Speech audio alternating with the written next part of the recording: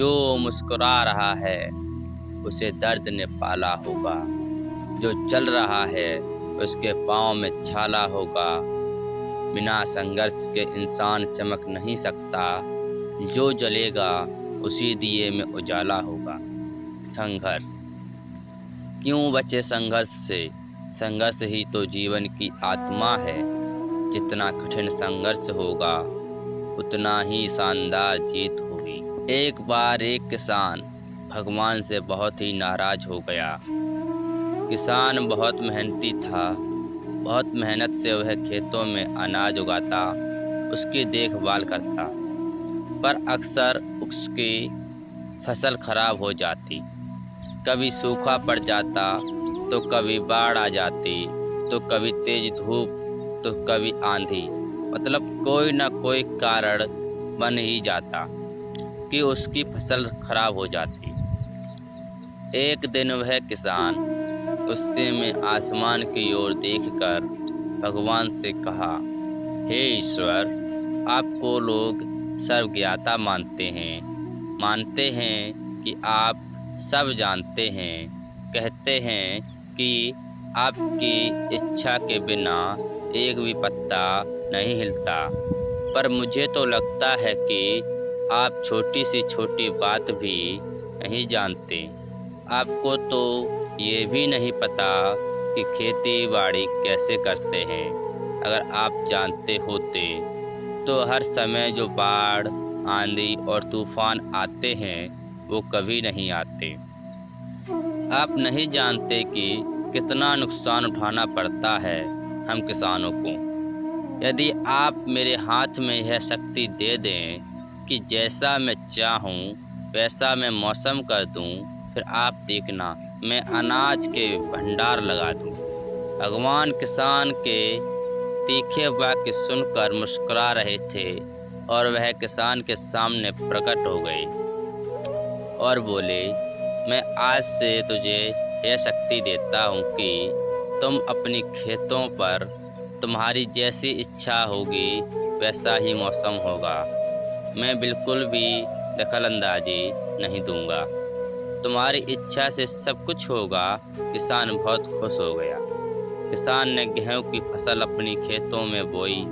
जब उसे लगा कि खेतों को धूप चाहिए तो खेतों को धूप मिले। जब पानी बरसना चाहिए तभी पानी बरसा।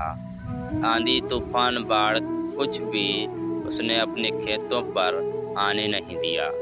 किसान के खेत में इस वर्ष ऐसी फसल हुई जैसी कभी नहीं हुई थी। हरी भरी लहराती फसल। मन ही मन वह बहुत खुश हो गया और सोचने लगा, अब सबूत के साथ दिखाऊंगा भगवान को कि इसे कहते हैं शक्ति का सही उपयोग करना। मेरी सफलता देखकर उन्हें अपने नियमों को जरूर बदलने पड़ेंगे। कुछ दिन गुजरे, फसल कटने को तैयार हो गई। किसान बहुत उत्सुकता के साथ फसल को काटने लगा, पर जैसे ही उसकी नज़र गेहूं की बालियों पर गई तो उसने अपना सिर पीट लिया और वह रोने लगा, चिल्लाने लगा। गेहूं की एक भी बाली के अंदर गेहूं का दाना नहीं था। सारी बालियां अंदर से खाली थीं। किसान बहुत दुखी हो गया। उसने भगवान को रोते हुए फिर पुकारा, हे प्रभु, तुमने मेरे साथ क्या किया? क्या तुमने मुझे कोई सजा दी? भगवान बोले, पुत्र, ये तो होना ही था। तुमने पौधों को संघर्ष करने का मौका ही नहीं दिया।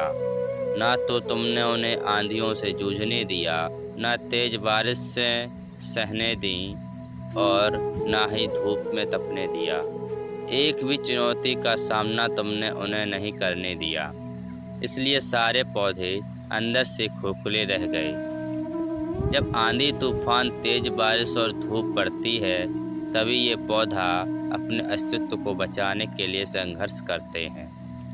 और इसी संघर्ष से एक बल पैदा होता है जिसमें शक्ति होती है, ऊर्जा होती है, और यही ऊर्जा पूर्ति तेरे गेहूं के दानों के तरह जो नहीं फूटी तूने उन्हें कठिन परिस्थितियों से गुजरने ही नहीं दिया।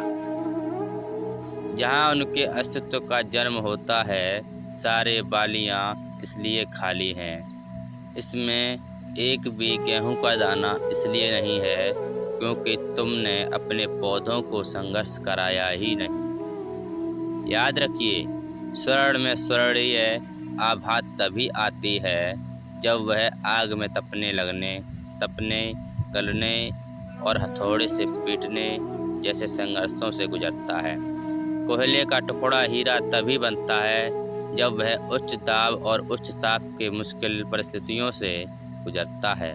इसी तरह यदि हमारी जिंदगी में कोई संघर्ष ही ना हो, कोई चुनौती ही ना हो, तो हम भी गेहूं की बालियों की तरह खोखले रह जाएंगे। कोई अस्तित्व ही नहीं होगा हमारा।